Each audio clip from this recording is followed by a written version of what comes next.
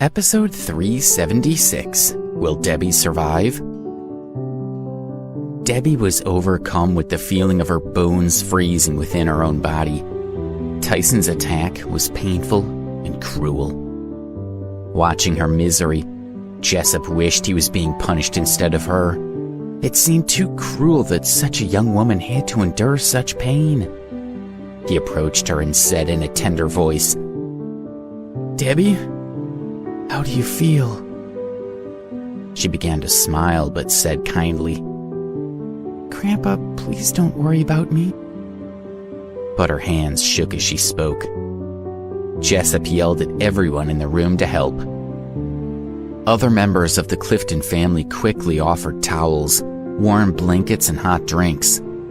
Some even offered to massage her limbs to try to ease the warmth back into them. But no matter what anyone did, Tyson's internal force worked through her, keeping her cold and miserable. "Father, this might be beyond us. Maybe we should take her to the hospital," Rufus said in a worried tone. He was worried for Debbie, of course, but he also feared for Jessup's health. He was only just recovering from the bombings at the Clifton's business buildings. The stress of watching his granddaughter suffer might negatively impact his health. Jessup sighed. "We have no choice. I'll take her to the hospital. Rufus, you need to get Alex to come back from the Moon Palace." Rufus didn't even stop to change his clothes or eat. He gathered a few guards and drove out of the Clifton estate as quickly as he could. At the hospital, a silver-haired doctor inspected Debbie while her family watched on in worry. One of the family members said, "Dr. Howard is the best doctor in Baltimore. He should be able to figure out what to do about her condition." Jessup furrowed his brow and said nothing, waiting as calmly as he could for the doctor's conclusion. After a long time, Dr. Howard put down his stethoscope and sighed. "Mr. Clifton," he said, "the patient's condition is critical. This is a strange disease. I don't understand what's happening in her body. It's as if a kind of coldness is generating from within her, and it's getting worse and worse. If this continues, I'm afraid she won't make it." Jessup's face remained closed and neutral. "Is there nothing we can do?" "Nothing at present.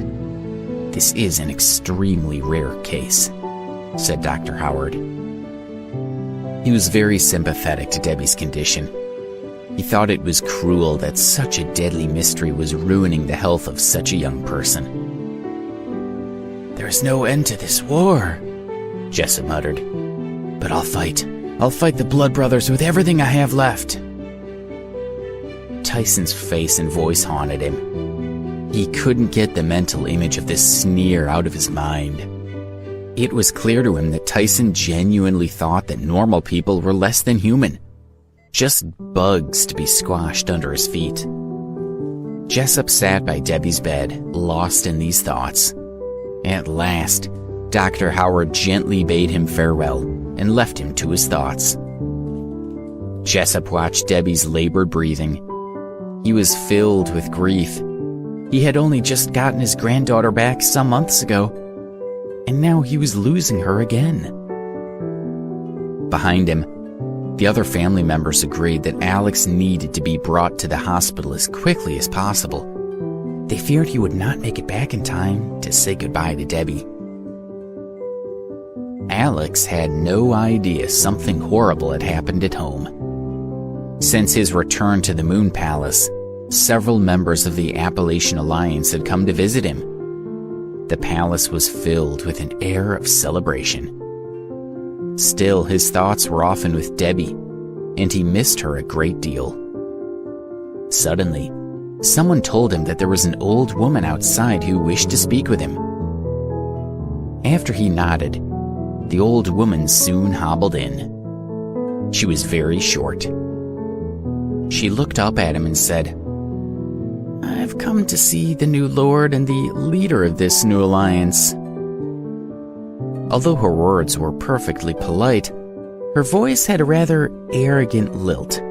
She looked humble, but she didn't seem to have much respect for him. Nevertheless, Alex stepped forward to greet her. When he drew close, he noticed her face was covered with pockmarks.